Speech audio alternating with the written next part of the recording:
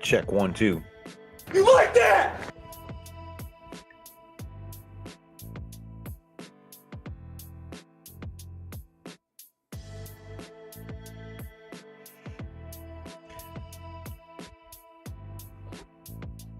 Good morning. Happy Thursday to everybody.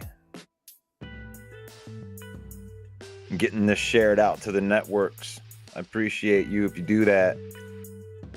Please share it out to your network. I'd love that. You like that? I would.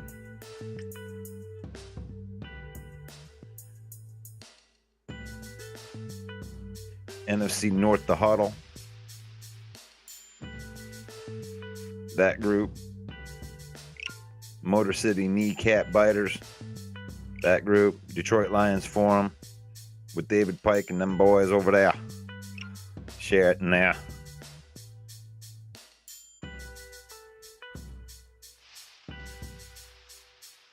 We are free agency and we know sports. There it is. All right. Yeah, here we go. It's free agency. It's like day 5, free agency. We're going to talk about all of the NFC North today. We're going to catch up on some signings, figure out where we can go from here on this episode of the Lion Villain Report. Stay tuned.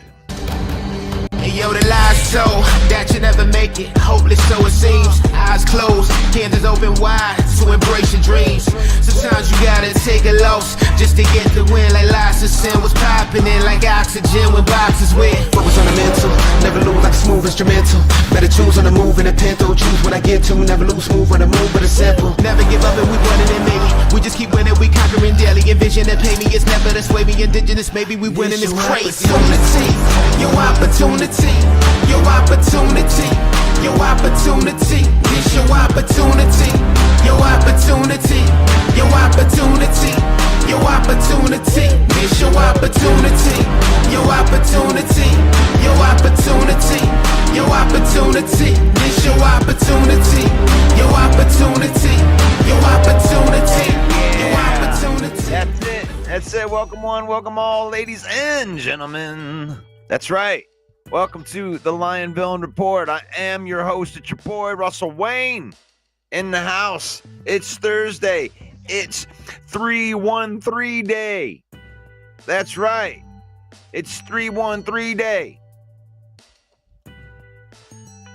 Oh, I'm on the wrong one. Get out of there. I'm on the 313 day. Happy 313 day. It's free agency. The new league year is upon us. The Lions have made a couple moves, but so have some of the other guys in the NFC North. What are we going to do?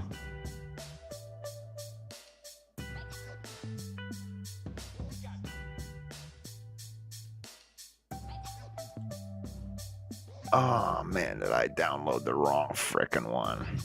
Way to go, Russ. Dang it. Oh, I lost my stuff. That's all right. Well, the Lions made some moves, and I want to talk about it. But before we get there, let me just tell you right now that we're broadcasting live into the Lions Villain Squad Facebook page. We're broadcasting live into the Detroit Lions News Podcast Facebook page. We're broadcasting live into the Villain Squad YouTube page right there. We are the UDFA of sports podcasting. Liking, commenting, and sharing helps us reach more people. When you do that, you help us reach more people here at the Villain Squad. And I love bringing you content. And Facebook sent me a message yesterday that they said they're going to monetize my live video, so I might make 50 cents from Facebook by coming here and doing this thing live for you. So I appreciate everybody that comes on here and supports. And you support by doing some of the stuff like what my friends here like Davey are doing. You like that? He's commenting right there. Good morning, Davey. Rick G in the house. You like that? Commenting. That helps. John Herman in the house. You like that? That's right. It's the 3. It's the 313.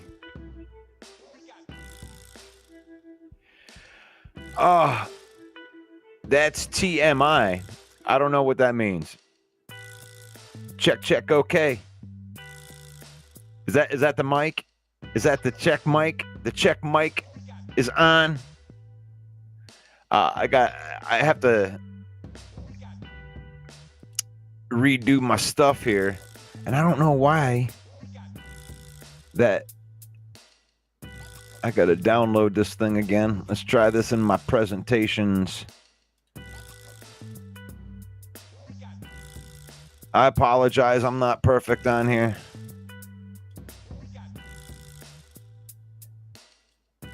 Downloading. I gotta get rid of some of this stuff. I hope that it doesn't mess me up again. Let's see. There we go.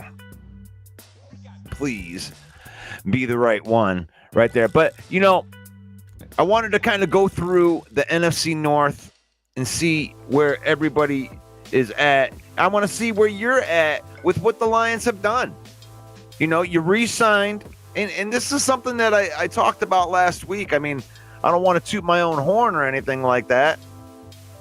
But, I mean, I've called a lot of this stuff on here because I really just believe we're signing our players, right? You know, we brought a couple people in from the outside. You know, welcome to the program. Right there, Grant Stewart. And Grant Stewart, just a special teams linebacker.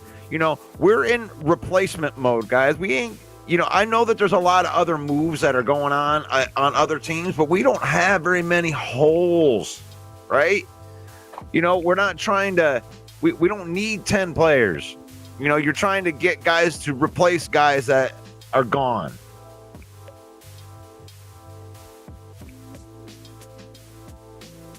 So, Grant Stewart.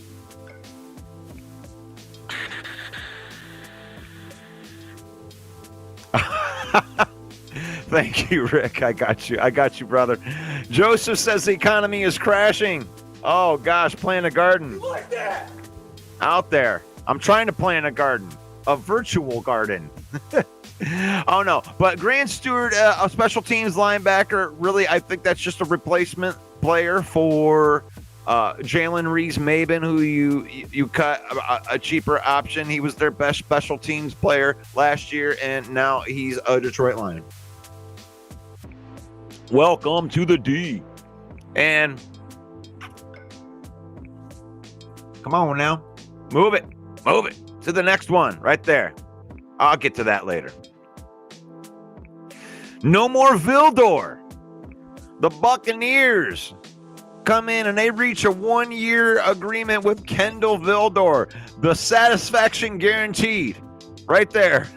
No Vildor in 2025. He will not be in the NFC North. He is gone. He gone. And that's fine. I don't think that there's anybody that's too broken up about this. And I swear to God, if I find somebody that all of a sudden has a problem with getting rid of Kendall Vildor, you can talk to me. Send them to the show. Because I'm going to call you out. Because 0 people were clamoring for Kendall Vildor. Bye. You know who's going to replace Kendall Vildor? Ennis Rakestraw. Development. Drafting and developing players.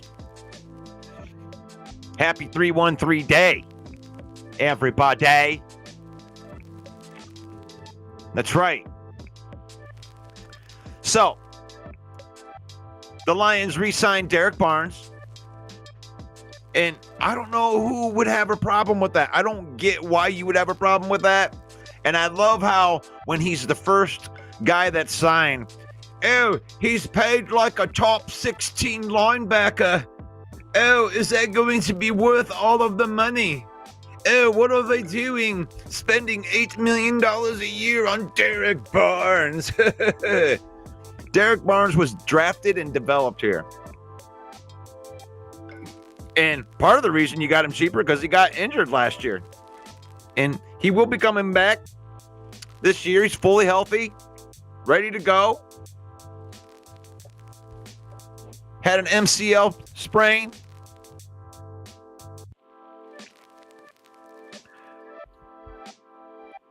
Raw Buzz says, what was the issue with Vildor? You know, a lot of people would look at Vildor, and Vildor just from the outside perspective. I'm just looking at Lion fan, looking at Vildor with the ball bouncing off of his face mask on a game that would have, on something that would have sent the Lions to the Super Bowl. Because that was the game-changing play. Some might call it luck, some might not call it luck, but that ball bounced off Vildor's face mask and right into the arms of Brandon Ayuk. And, you know, the rest is history. But you want to call it dumb luck? All you had to do is bat that ball down. So that's forever. And I'm just saying, I mean, whatever. Maybe I'm being too hard on him.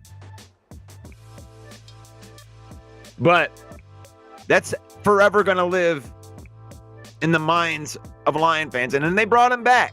They brought him back anyway, Raw. Then they brought him back anyway. And then they come in, you know, for whatever attrition. You know, we had no Carlton Davis and Meek Robertson went down. And there we are in the playoff game again with Kendall Vildor out there. So what's wrong with Kendall Vildor is I don't want to see him. I don't want to see him in a playoff game. I don't want to see him on depth. I don't want to see him as my CB5, CB6, CB7, CB8, CB9, CB10. If we kept 15 defensive backs, I do not want not one of them to be Kendall Vildor. You can't live that down here. Now, maybe you need a new start. Maybe you can go somewhere else and be somebody else's hero.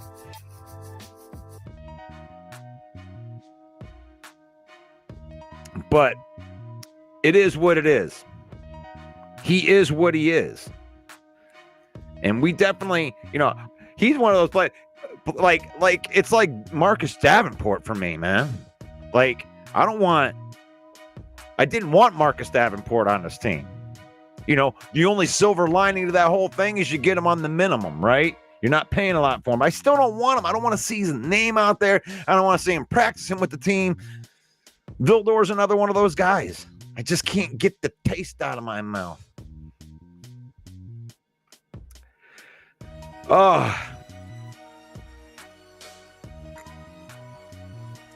So, the Lions also, you know, when it comes with Derek Barnes, right? The point I'm making on Derek Barnes, let's get back to Derek Barnes. Derek Barnes, you signed him to an $8 million a year deal, and he's a guy that you've developed. He's a guy that you know. And you got him for 3 more years. And that contract, it was the 16th highest, you know, outside linebacker contract in the league, right? At the beginning of free agency. And then they signed like 8 linebackers that went over that.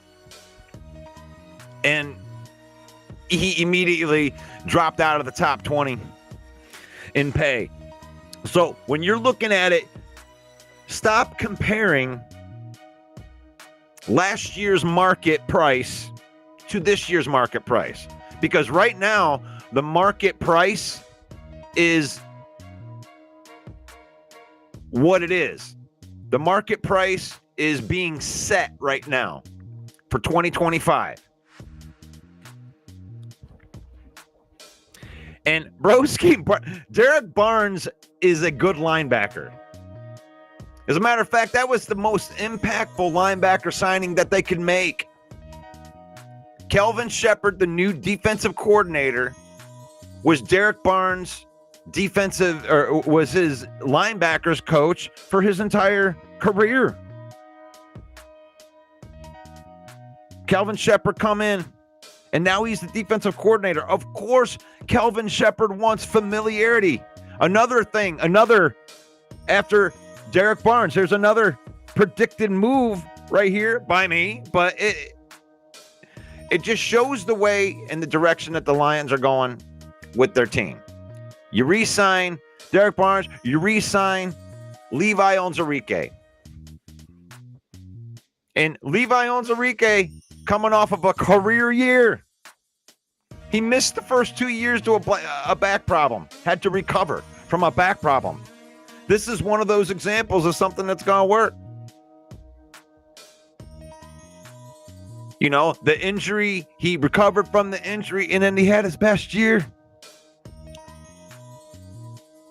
He graded out at over 70 on PFF. Levi Onwuzurike was a top 15 defensive tackle in pressures in the league. Not in rotational guys, in the league. Levi Onwuzurike. So, yes, you got Aleem McNeil is down, and he probably won't be there for the start of the season. So you bring in Lopez. You bring back Levi Onwuzurike. So, don't have any issues with those moves. I don't have any issues with either one of those moves. So, let's look at what some of the free agents that are available. And let's not do that. Let's review here, because we do have some of the rival fans in here. Let's review what some of the other teams have done in the NFC North. And I'll start with the Chicago Bears. And if you can't respect what the Bears have done, then you're just hating to hate. Because Ben Johnson went there, and Ryan Poles is getting him some dudes.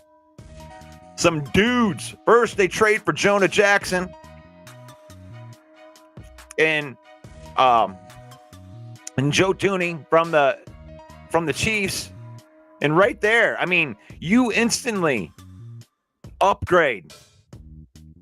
Right there. You're talking John. I don't care what you think of Jonah Jackson, what his availability is. I'm not talking injuries, because you're in free agency here, right? Every player's injured. So they have an injury history. And if they didn't have an injury history and they're the perfect players, then they're on your team, and they're probably not going to get to free agency. So with pretty much every free agent, there's going to be some kind of history or something that you got to deal with, or else the teams wouldn't let them go. Good morning, 313. So, looking at those first two moves that they made, I mean, that's it. That's impressive, right? Jonah Jackson, maybe his availability, like even the Lions know when he was here, we had thought about bringing him back at $17 million a year. I'm sure they thought about it, but they ended up getting Kevin Zeitler to be the Band-Aid and drafting Mahogany. So, you know, it worked out. We'll see if Jonah Jackson can do better in Chicago than he did at the Rams. That did not work out for the Rams. That's why they traded him. Now, Joe Thuney, that's a different deal. That dude's just a stud. He's extremely durable. So you don't, that's not saying that he won't get injured, but Joe Thuney's been great. So there's nothing wrong with that. And then they get center Drew Dalman. $42 million with $28 million guaranteed. They spent the money on the trenches. That's what we've been making fun of them for years for. Oh, they're not going to protect this quarterback. Well, they're protecting the shit out of him. Jonah Jackson, Joe Thuney, and Drew Dalman is a massive upgrade over what they had. And they already had two pretty good tackles So, for the first time in many, many, many years, you're going to be able to look and say, wow, the Bears have talent at quarterback. And then they have the protection to go with it as well. So Chicago should be much more dangerous on offense. And then they added Adebio. How do you even say that? I know that he was one of the top edges that was available. They bring in defensive tackle Grady Jarrett. They re-sign a linebacker. Man, you guys got some guys that I can't pronounce over here. I'm not even going to try that. His first name is Amen. Cornerback Joshua Blackwell, Chris Williams. Those are mostly depth pieces for them. But you got to give the Bears an A again for their offseason. You have to. Yes, I saw what Amon Ra said on the podcast. Yeah, you guys spent the money. You got to spend the money. You got to spend the money to be good. And then when you get your team good and you drafted good players, you got to do what the Lions are doing, which is try to do the best that you can to re-sign the guys that you got that are good. That's tough. That's tough. You know, you got teams that are in different spots right now. The Bears had a lot of holes. And when you look at what they've done in this offseason, they put quality players right at the front of those holes. And then they already had guys that were there. So they just, knock them down a spot on the, on the depth chart. And then you add these guys, and all of a sudden those starters from last year become depth. So good job by the Bears. They may not be in the basement this year. Now, I'm not going to go off and count Super Bowls for them. These guys still got to play together. They still got to put the chemistry together. But and I've already reviewing what the Lions did, signing cornerback DJ Reed. So they miss out on Carlton Davis, and they end up getting a $4 million cheaper guy that's pretty much in the same category. I think that's a lateral move, DJ Reed, but that's what you want. You're trying to keep the strength. You re-sign Marcus Davenport. I don't care there. But I love the re-signing of Derek Barnes and Levi Onwuzurike. To me, I believe that's how you build, is having your guys know what's going on, having a set way that you do things, and then guys that have been there for 3 years, that have been around, know where the snack cooler is, and know where the locker room is, and know how the practices run. Those guys are way more valuable than outside free agents. I mean, coupled with talent. I'm not just saying that you bring in anybody because they've been there, but the talented guys. I mean, Derek Barnes is a unique player. And so is Levi Onwuzurike for that reason. So I have no idea. I give the Lions A minus, B plus for what they've done so far. I'm not done yet. Green Bay Packers. They add offensive guard Aaron Banks and cornerback Nate Hobbs. And re-sign McDuffie and backup quarterback Emmanuel Wilson. They lose Josh Myers, A.J. Dillon, cornerback Eric Stokes. So here's a team that, I don't know, man. They haven't gotten better yet. They've lost more than they've gotten so far. But, the free agency isn't done yet. And then the Minnesota Vikings. Key additions. Offensive guard Will Fries, Isaiah Rodgers, center Ryan Kelly, Jonathan Allen, and defensive tackle Javon Hargrave. So I don't mind any of those. They re-signed Aaron Jones and Byron Murphy. They're keeping some of their guys. They lost Sam Darnold. They lost safety Cameron Bynum. That's a pretty big loss. But I mean, they've gotten better. They've gotten better. They handle their trenches. They spend a lot of money. They spend a lot of money on there. So I try to look at some of these things. When I look at, I think that the Bears got a lot better, and you can't really knock what they've done at all. So the Bears, they marketably got better. Now, when it comes to what the Minnesota Vikings did, now I know that's splash. Jonathan Allen. Oh, wow. We got to get these guys, right?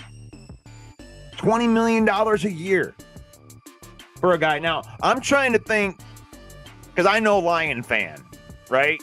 And I know Broski. I know the rival fans when they come at us. If the Lions would have signed Jonathan Allen to a 3-year, $20 million a year contract, I know that Broski, or I know that Lion fan would point out the fact that he missed 10 games last year. Lion fan, you know, I'm talking like these SOL fans that just every move that the Lions make think that it sucks. Oh, well, they need to do this. Oh, they need to do that. I'm the GM. I think they need to do, and it's like, Jonathan Allen, if he were a Lion at $20 million a year, it would be criticized highly. Jonathan Allen coming off of 2 of his worst seasons of his career.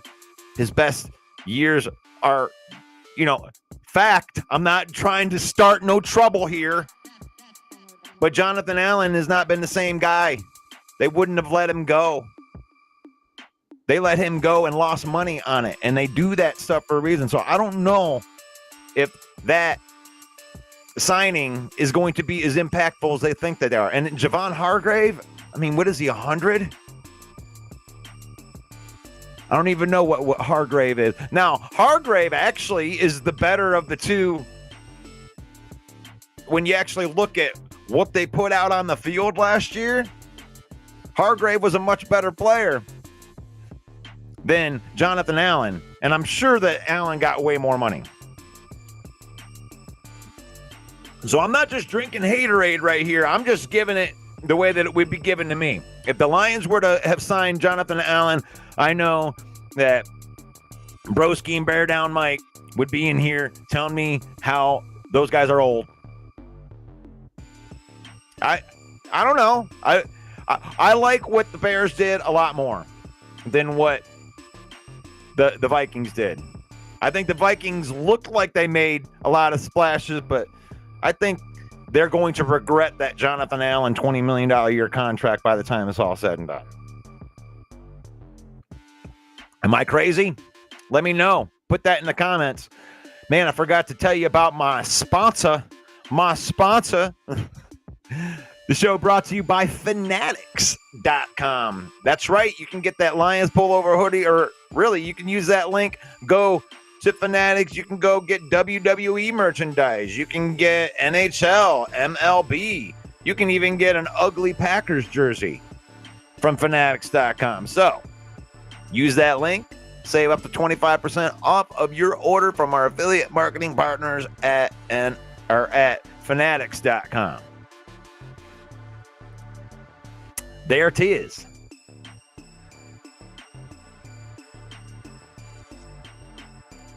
Let's see what we got in here. I haven't been. Oh, Big Dan Davis is in the house. You like that? Love it. Broski doesn't like Barnes. There's a big surprise. Rick says our defense needs are not necessarily what everyone thinks that they are. Shep is going to be running, not running Aaron's defensive scheme. He's going to be running Calvin Shepard's defensive I like that. That's a good comment. Big Dan Davis out there. He's out there on the mountainside. He's out there campaigning. Bring Matt Judon home. Grand Valley State alumni. He's available. You could probably get him cheap. You like that? I wouldn't mind that.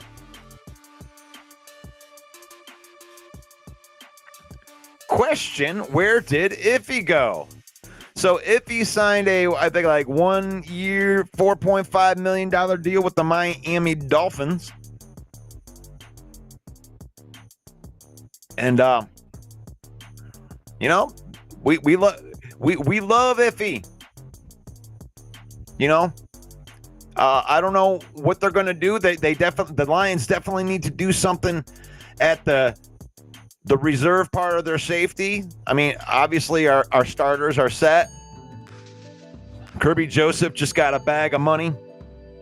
It's not an extension money, but he definitely hit some of the markers that gave him some bonuses that he liked. But no, Iffy is going to be a Dolphin. Oh, good morning, 313.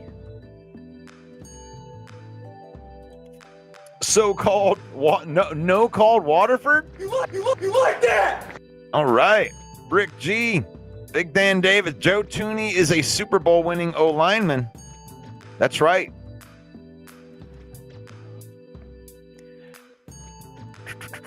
Am I freezing up still? You let me know. Let's see.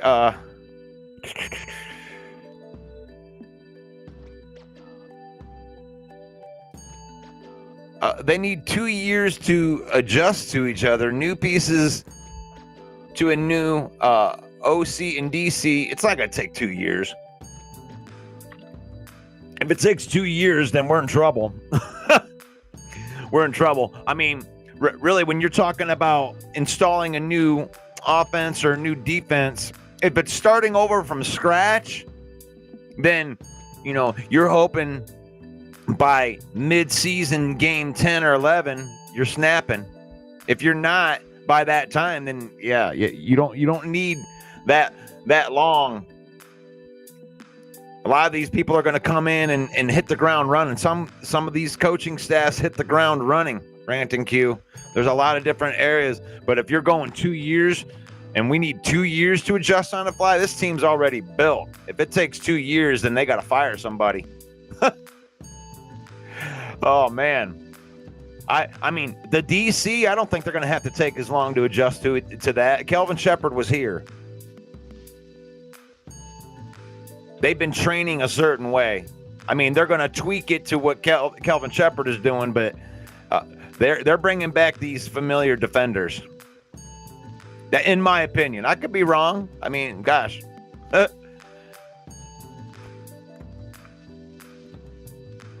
So, yeah, I gotta give the Bears credit.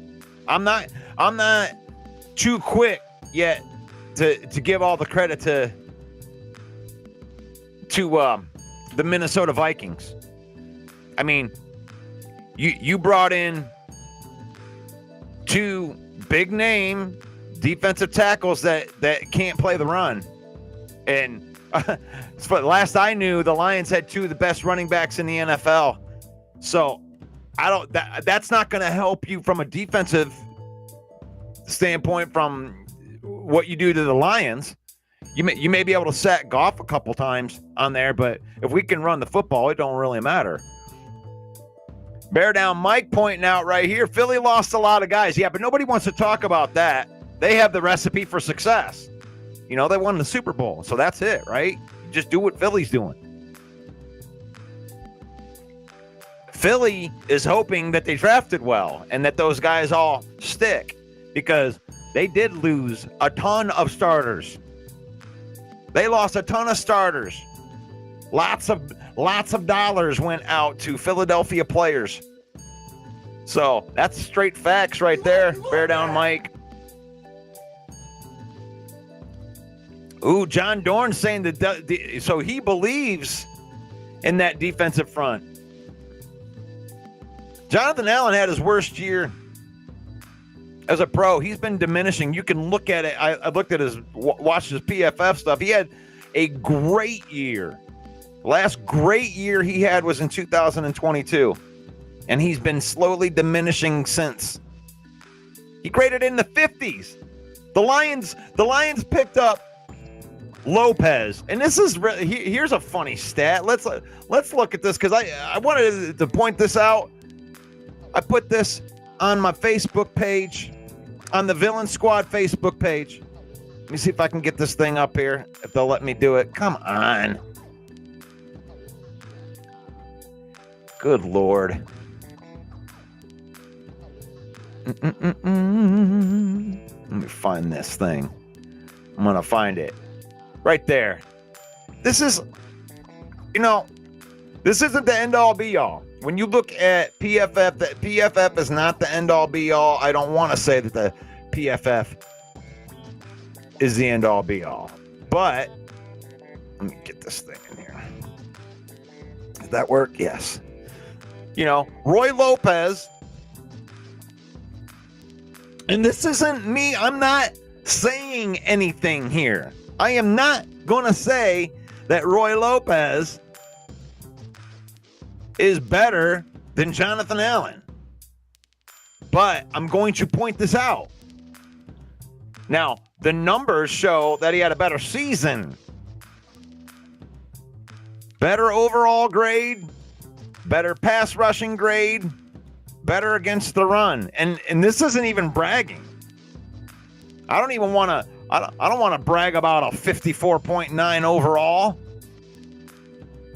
when it comes with Jonathan Allen or Roy Lopez. I wouldn't brag about that. We signed a $4 million depth guy. And Roy Lopez, you spent $20 million on Jonathan Allen.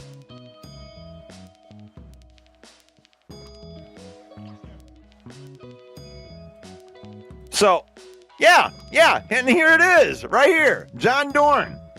Lions signed Davenport back. This is what I'm talking about. Now we get to say LMAFO, da. So, I'm pointing it out the other way, and then I get made fun of for it. I don't like the Davenport signing. But Davenport is going to cost the league minimum if he gets injured like he usually does. Now, if he plays 17 games, he can make $5 million or 4 point whatever Davenport was at. He's got some accelerators and some bonuses in there. So there's absolutely no risk on Davenport. I just don't like seeing his stupid face out there. I don't like it. I wanted to see him. He's got the Vildor treatment with me. I feel you, Dorn. I didn't want him on there, but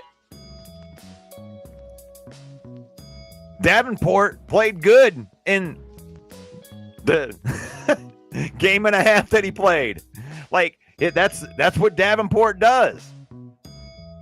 League minimum. But the Philadelphia Eagles or the Minnesota Vikings spent $20 million per season for 3 years on Jonathan Allen. And he missed 10 games last year. And he didn't play good in the games he played in. So, I mean, at least Davenport got a sack. I think he got 2 sacks in the time that he was there. But still, it is what it is. You guys there. Okay, John says I'm not freezing now.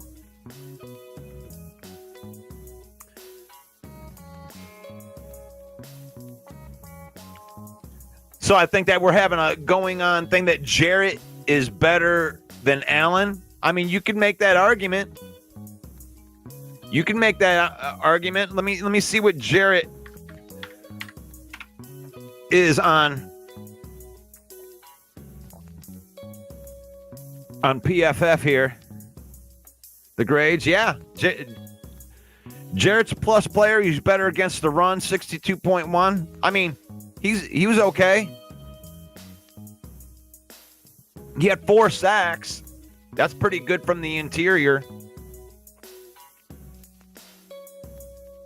So, yeah, you can definitely make the case that Grady Jarrett is better right now. I'm not talking about, I mean, Jonathan Allen's had a great career. He's had some really, really good years.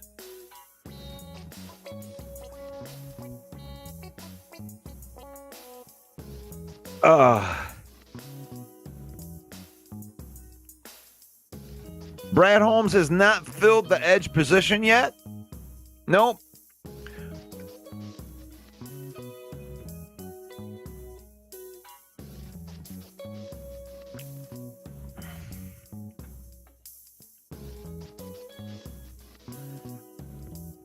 Wow, man. Why do you keep attacking me, broski? What am I doing? Well, how am I being a homer here? How am I acting like I've won 2 Super Bowls? Where is it? Why are you attacking me? I don't want to do stupid trash talking show. You want to do that? Go over to Dorn's. Dorn likes to talk meaningless trash all the time. I'm not doing anything trash talk on here anymore. Nobody likes trash talk. Stop trash talking me. The name of the game. Oh my God, dude. What did I say? Holy crap, man. Just come in here and try to egg on people. Anything else? Anything else I'm doing wrong, broski? Doing a free agency recap for all of the teams.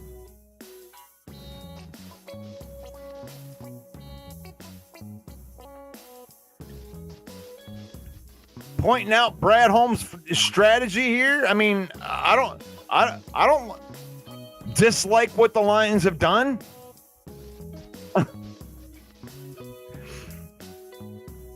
Corey, see, I don't even need, you don't even need to talk trash, broski. We got our own people. Our own people hate everything that we do.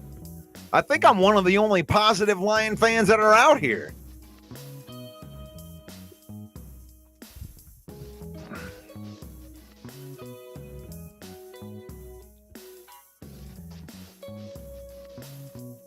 So Broski's going, so this is what Broski's doing. I'm going to put you on blast, bro.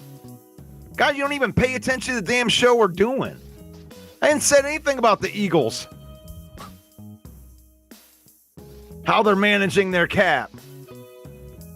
I read a comment that said that the Eagles lost a lot of players. I read a comment, broski. Stay with the game that stay with the show that we're on at least. Your trash talking isn't even good. I haven't said nothing about the Lions being Super Bowl contenders or anything.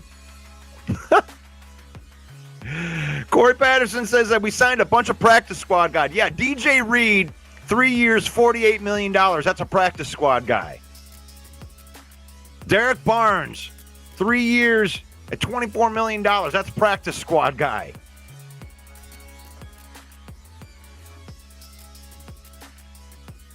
I just showed you right here how Roy Lopez played better than Jonathan Allen. He played more snaps and was more impactful. But he's a practice squad guy. They are, I guess. Roy Lopez, he was a reserve defensive lineman for the Arizona Cardinals. You know, the linebacker, that's a practice squad guy, but that was a replacement for Jalen Reeves-Maben. Do we not?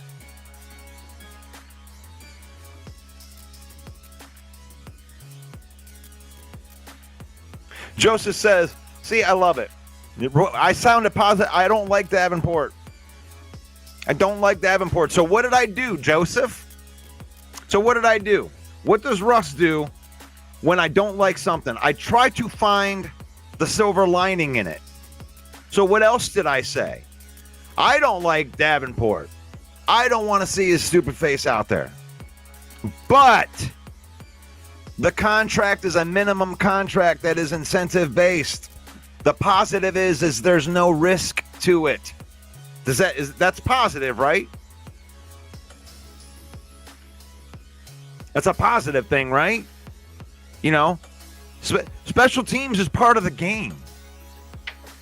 I'm sorry that we already have loaded players on the other. What are you going to do?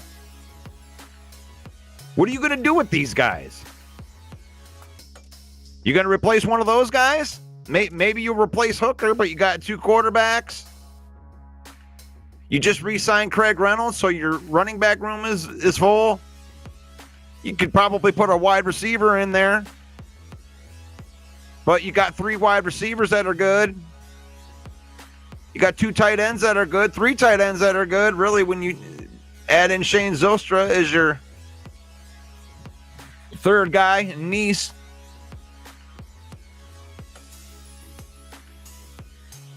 Our tackles. One of the things I want to bring up for my last topic's going to have something to do with that. You know, we need we need some offensive line. We could go get an offensive lineman, right? We could get an offensive line, but they're not. You know, you got Glasgow's a starter. You're counting on Mahogany. That's why you didn't re-sign Zeitler.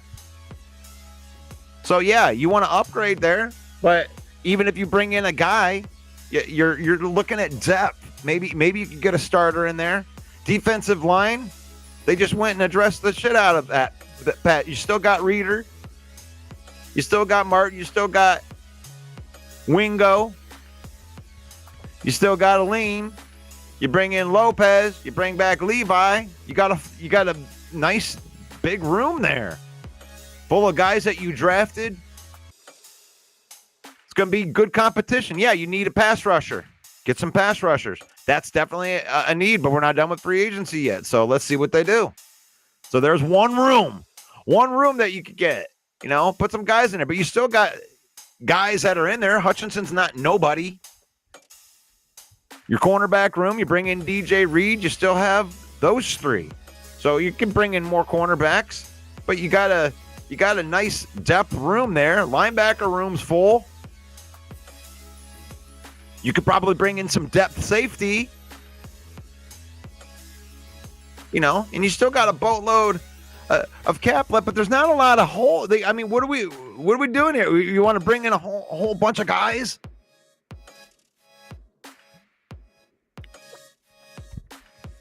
I mean, you got 7 draft picks that you got to try to put on the team.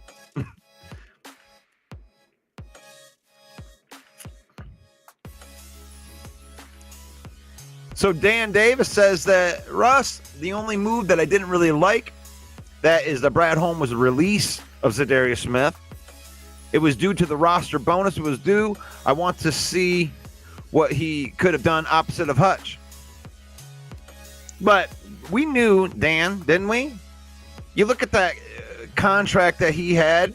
They weren't going to give him a $6 million roster bonus and then eat that dead cap for the next 2 years on that awful Browns contract. He wasn't going to play here on that. He's still a free agent. The Lions could still sign Zadarius Smith. Zadarius Smith didn't leave and say, "Oh, those Lions, I can't believe they did me wrong." He was respectful on his way out, which tells me that the door is still open to bring back Zadarius Smith. I'd like to see what it was, but I'd also like to see the Lions get younger at that position.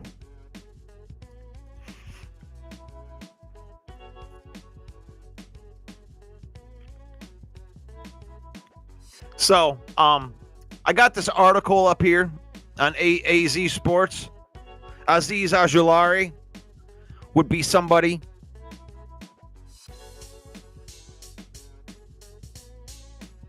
Said this guy makes a lot of sense for the Lions. He traditionally a depth guy for the Lions behind Kayvon Thibodeau and Brian Burns, but it had not stopped him from getting to the quarterback. He had 109 pressures and 26 sacks in 46 games, and only 30 of them were starts.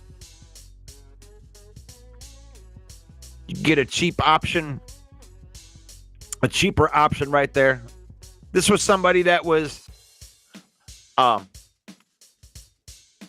from last year when we got to the trade deadline. I thought that this was a guy that they were going to try to make a move for. Azeez Ojulari. Edge Matthew Judon. It's not the most exciting move, but he can make, he's at 33 years old, a 1-year deal. Bring him home. I like that idea. You like that?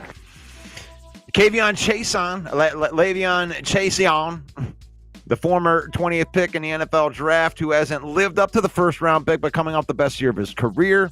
Solid depth, rotational piece, and maybe more. 29 pressures and 6 sacks off the bench.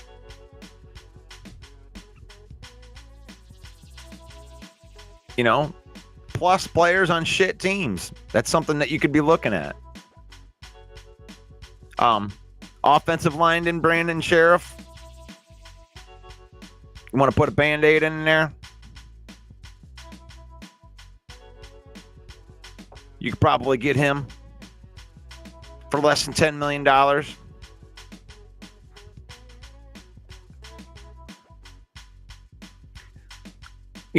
There's still a lot of good options that are out there. And if you believe in the draft and develop, then you shouldn't feel too bad about what's going on right now. Because there's not, like I've just pointed out right there, with all those graphics, that there's not a lot of room on his lines. I mean, I understand why the Bears are making a lot of moves. You got a lot of players that weren't very good that you had to, upgrade at those spots. You got to move some guys around. You want your whole 53 to be good.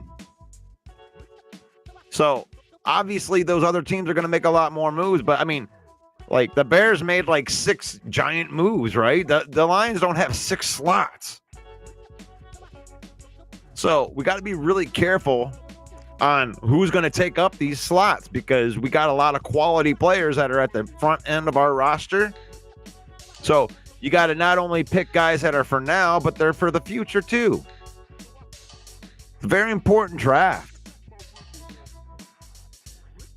I mean, if you don't like what the Lions have done, just say I don't like the Lions. It's SOL, get on John Dorn's side. Don't sit here and criticize what Brad Holmes. I mean, you can criticize it if you want. You can tell me that like all these other teams are having so much of this success. I mean, that's fine. You can have that opinion, but I don't get it. I mean, the Lions have improved every year. A first round out in the playoffs, when you're talking about the entire roster where it was, like, I mean, there's no excuse. You missed an opportunity. But I'm not going to look at last season's not success and go, well, gosh, Brad Holmes is just not doing it right. God, if he would have just... Oh man, they took some. They could have had some guys for Giovanni Manu. They wasted those picks. And I think that's ignorant to me. And that's the question I want to bring in here. Because this is a question that to me it's ridiculous if you've answered it already. like if you think that Manu was a wasted draft pick, let me know in the comments. I definitely am going to try to talk you off the ledge right here, because to me, I can't even believe I have to ask this question yet. They drafted this guy out of the 4th round. They used a 3rd round pick, by the way, to get him in the 4th round at 6'9" or whatever, and 350 pounds of muscle. The Tongan Nightmare could be part of the tribal chief. They told you when they drafted him, they said he was going to be in a redshirt year. You're probably not even going to see him on the active roster. They told you that at the beginning. Brad Holmes said that at the beginning. Giovanni Manu.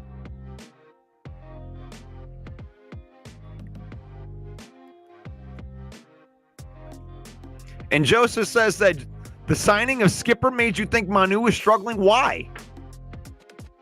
Why? But that tells you that he's struggling. That doesn't say more about Dan Skipper than it does about Manu.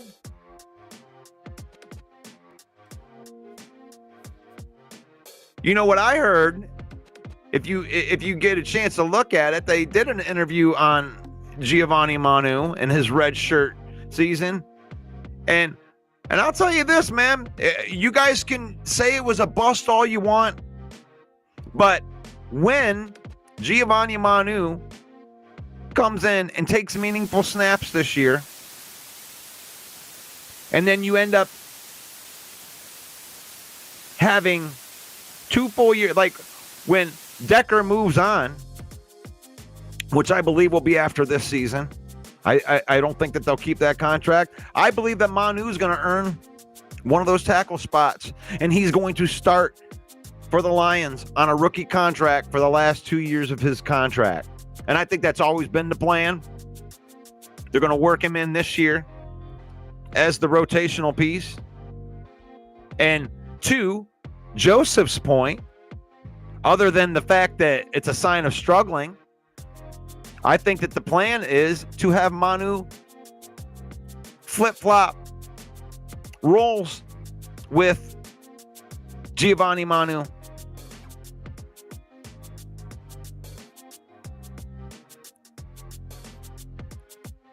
So, Giovanni Manu, I mean, say what you want about him. Joseph, if you don't like him, don't like him. Don't criticize me for having an opinion, dude. You can have an opinion. You can think that he sucks. And don't hodgepodge in the middle of that warm water. You want to sit in the warm water and say, yeah, I don't know. We'll see. Don't do that. We're here making opinions. Get out of that warm water and take a stance. Because they told you that this was going to take a year or two with it. They told you. They're not surprised. The Lions aren't surprised. There's no signs that they're saying that he's struggling. There's nothing. Nobody had said anything. Nobody had said anything about it.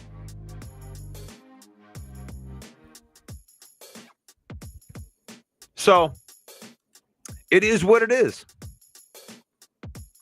You know, some people are going to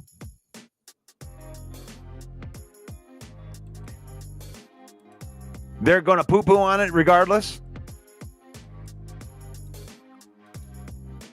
And some people will come around to it. Honestly, at the end of the day, you know, Joseph already came around. He was probably never, he said he liked him. So it ain't Joseph I'm talking about, but there are the guys that are out there that are already calling him a bust. I'm sorry, Joseph. I think the wait will be worth it. That's the reason I made this graphic this morning.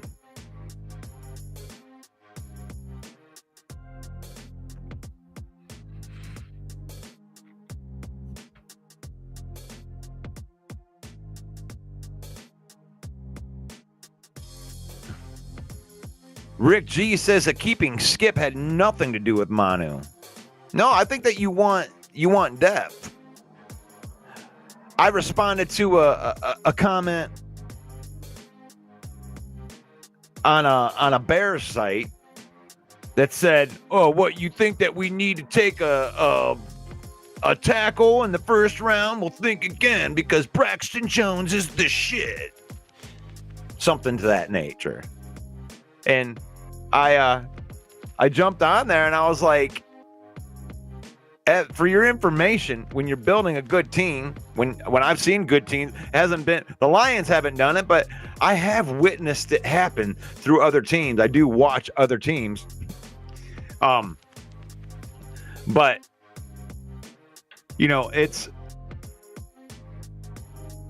when you watch it get built and you're looking for competition at that position, right? Even if Braxton Jones and you have two fantastic tackles, does that mean that you shouldn't draft a tackle? When good teams have good teams, they're usually going to the draft where there isn't a need. If you're setting your team up well, to me, if you go into the draft and you need a starter at a position, then you're not built yet. You have to earn the spot where you can pick best player available. I know it's just, a cute little thing.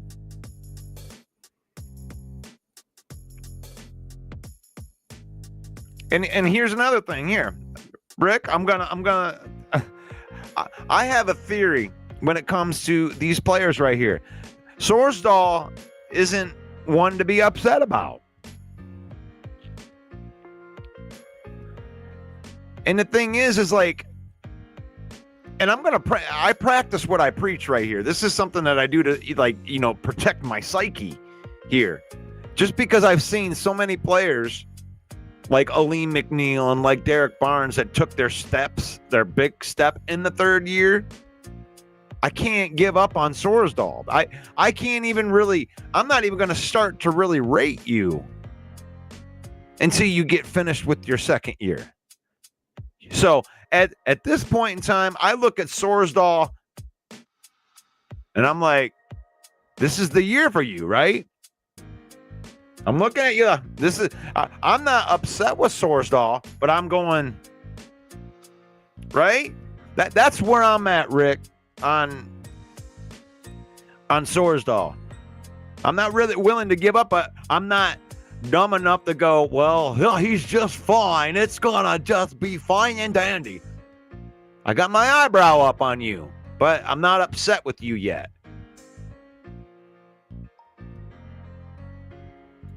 I think that we've had so much success with some of the players right at the beginning that we expect it out of other players, right? Oh, God, why can't we need him to step right out like Brian Brandt? Okay. But when you got a guy that plays like an all-pro level in his rookie year, and then he follows it up, it's like, wow, you got somebody special right there. And that's why you want to know why Lions aren't going out and extending things, because I'm so glad that Brad Holmes doesn't listen to my dumbass, which is go and spend all that money. Because I listen to people tell me all the time, well, there's no way if you go out and you spend it, there's no way you can you can't sign them all. Well, ain't no way you're going to be able to keep Kirby and Branch. Well, they got $56 million right now. And they've plugged holes to where you're already kind of going into the draft at a best player available thing. I do think they need to make 2 or 3 more mediocre moves.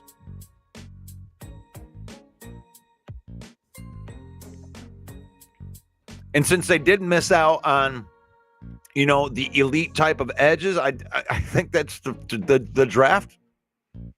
You get into the draft, you got to get that guy. But you got enough money now that you could re-sign Kirby, re-sign Branch, Laporta, Jameson Williams. You got a lot of players that got contracts coming up with Jack Campbell, Jahmyr Gibbs. I would rather have all of those guys than anybody in this free agency. I would rather know that I'm going to have, Branch, Kirby, Hutchinson. I would rather know that I'm going to have our top players that Brad Holmes has drafted for the long haul rather than any of these free agents that are left right now. There's not one free agent that's available right now that I would risk my future for. And my future is in Brian Branch, Kirby Joseph, Amon-Ra St. Brown, Jahmyr Gibbs, Sam Laporta, Penei Sewell, Christian Mahogany, the next generation of where we're going to go with Brad Holmes. You want to keep the cores together. You definitely want to keep the core together. Now, when that's all said and done, and you're able to make a big splash move, do it. If you can do it. But that's lots and lots of people, especially with where the markets of these guys are going. Thinking that you can get Kirby Joseph at $15 million a year, maybe not. Rick's not convinced that JMO's going to get an extension. Me neither. See, what they can do, though, Rick, is you can get Jameson Williams, and I think that they will. I think they're going to pick up his fifth-year option. I definitely don't think that a Jameson Williams contract is getting done this season. He will play this whole season, play out his fourth-year deal, and that fifth-year option has to be picked up, I think, in May here. Like within the next 60 days, they're going to have to pick up the fifth-year options that they want to pick up. And if they do that, that gives them a full extra year. And you got Jameson Williams on a fifth-year deal. I think it's the lowest that it can be because he didn't hit any of the markers that makes the fifth year cost more. He hit none of them. He didn't play enough games. He didn't get elected any Pro Bowls or All Pros. So his fifth-year option is the lowest that it can possibly be, Rick. So I think you're right. You like that? It's a great comment. Central Scrutinizer, Brad and Dan have a way of making it work. It's a great time to be a Lions fans, King of the North times two. It's like, I admittedly got excited. I wanted Myles Garrett, okay? I wanted him to do whatever. F them picks. I wanted it.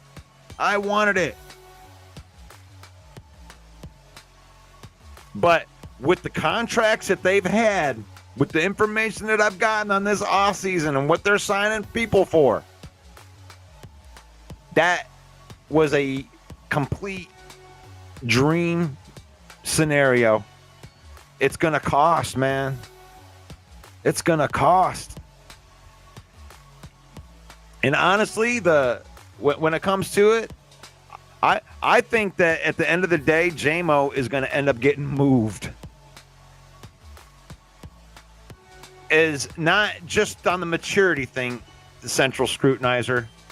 Not just because, I don't believe in Jameson Williams. I think he's going to be a complete stud. I think he's going to be a stud. And I think it's going to come a time where you're going to go, man, should we save up and extend Gibbs or should we extend Jameson Williams? And I think there's going to be a decision because you already got Amon-Ra St. Brown on a big contract, skill players. So it's tough. That's a tough decision right there.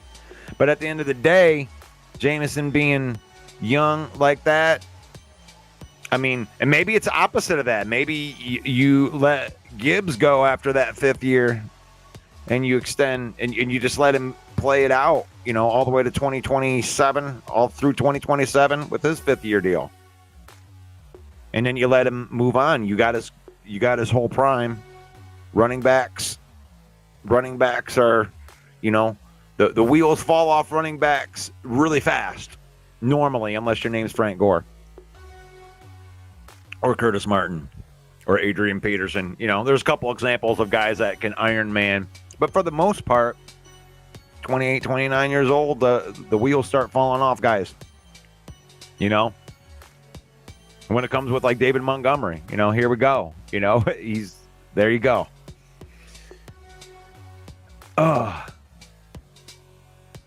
So when it comes, nothing against Jameson, you love that lightning speed, but you could flip that. You saw what they did with Tyreek Hill. I mean, what if you could reset the franchise on a championship type of team? You know, the Lions may or may not win. I mean, there's no guarantees of titles. There's nothing that you could do in the offseason that guarantees you a title. You just got to make sure that you're positioning yourself, and hopefully you're healthy enough by the end of a season, and then you can make a run and have a shot at it.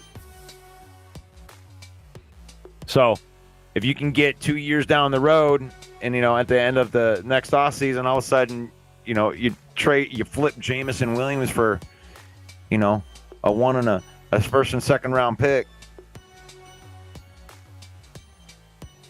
I mean, obviously you have to plan futures for that, but like, man, you're not going to be able to have two $30 million wide receivers.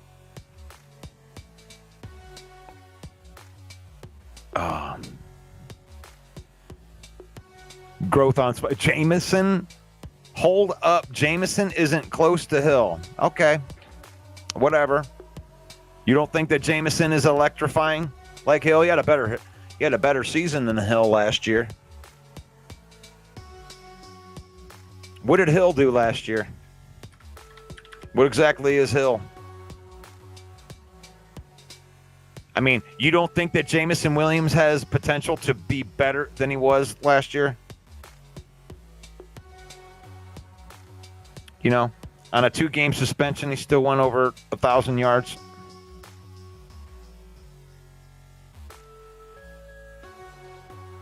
I mean, he averaged like 18 yards catch or something like that. Jameson is close to Hill. He's close to him in speed. And as far as a complete wide receiver, I think he's better. There. Yeah, I said it. Growth on spike. Whatever. You can disagree with me or not.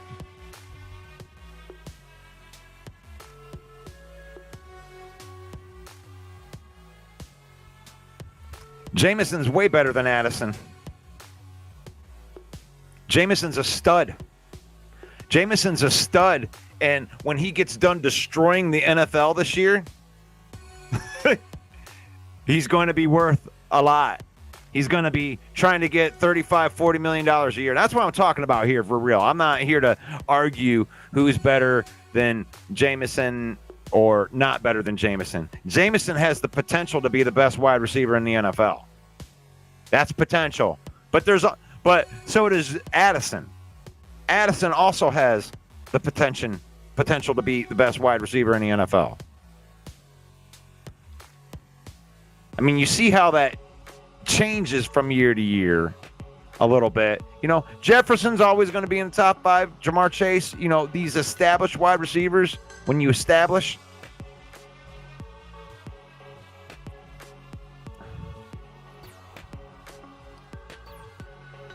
but growth. You're missing the point here. I'm not arguing where Jameson Williams is. My opinion is he's one of the best wide receivers in the NFL. Going into this season, can't even really argue it. He's definitely a top 20 wide receiver in the NFL right now, undeniable, and has been moving rapidly up that chain. He's a playmaker. So I don't know who is going to get traded. But I don't know if he would get traded. But I know that when you're on the final year of your rookie deals and stuff, this is when you have these conversations. It's like, man, I don't know. Because you can't keep all of these guys. There's no way that you can pay Jameson Williams $30 million, you know, and, you know, Hutchinson $40 million. Kirby Joseph, 25 million, 20 million. Brian Branch, 20 million. 18 million for... You can't just keep doing that on all those guys. I mean, you could probably do... You can roster a lot of those guys. Look at the Philadelphia Eagles. There's ways that you can roster all these guys, but you don't want to do it in a way where you have to throw seasons, almost. And when I was talking about the Philadelphia Eagles, it's kind of like, I'm just telling you what it is. Whoa! Look at that. They both get traded. Boom! Man, that would be crazy. Lions sitting there with like 3 first-round draft picks. That would be crazy. Nice. But it's been a good conversation today. I appreciate you guys, man. I love talking football. But I got to make some content here. I'm very, very happy that Facebook opened up my video monetization on the Villain Squad on the Facebook page, which is right here. And you can go over there and follow. We got 63,000 people on there plus. And yeah, Leon Phelps here. I want to tell you about the Villain Squad and the Villain Report. You can acknowledge the villain on Facebook and YouTube, and I'm gonna be here with you all the way until we get to 70,000. Yeah, Leon Phelps. Yeah, I got my nice warm bottle of Cavaquier, and I just love it when ladies get all excited about the Lions, the way they be winning. Yeah. Oh, yeah, and I appreciate everybody that jumps on here and supports the show. It's faith, family, and then football in that order. We use football on here. I may have a potty mouth in here. I try not to drop too many F-bombs on here. But I believe in my faith. I believe in my God. I believe in my family. And I believe that I can use football. And I can use football to make memories with my family. I don't let football use me, and I hope that you don't either. Oh, hell yeah. Yeah, if you love the Detroit Lions, give me a hell yeah. Christopher Walken is here, and Lions Villain Report is done during the week. If it's needed, just come in. Russell Wayne. It's 10 a.m. in the morning. You should watch it. Could be good for you. Could be good for you. It could be good for your life. You can find me on Twitter. Oh, I can't say Twitter anymore, can I? Find me on X. It's at the 313 Villain. 313 Villain. That's Russell Wayne on X. This show, among all the other shows that I do, is brought to you by Fanatics.com. Scan that code or use the link in the description. Save up to 25% off of your order from Fanatics.com. You can use that link. You can get WWE stuff. You can get MLB, NHL, NBA. You can get all your sporting gears. You can look good draped with your favorite team at Fanatics.com. I am a supporter of autism. I am an autism dad right here. And all of the stars money that we get go to support autism and the research of autism and resources for autism. My wife does a great job with her page at doing just that. So thank you everybody for watching the show. This is the Lion Villain Report. I am Russell Wayne, and may the Lord bless you. May the Lord keep you. May the Lord shine his face upon you until we meet again. In Jesus' name, amen. Thank you for joining the show. God bless you guys. I will see you guys. I'll see you when I see you. I don't know. Maybe they'll announce something here soon. God bless you. Peace out. Hey, yo, the lies told that you never make it. Hopeless, so it seems. Eyes closed, canvas open wide to embrace your dreams. Sometimes you gotta take a loss just to get the win. Like lots of sin was popping in like oxygen when boxes wet. Focus on the mental, never lose like a smooth instrumental. Better choose on the move in a pinto. Choose when I get to, never lose smooth on the move, but it's simple. Never give up and we winning it, maybe. We just keep winning, we conquering daily. Envision and pay me, it's never the sway me. Indigenous, maybe we winning, it's crazy. Opportunity, your opportunity.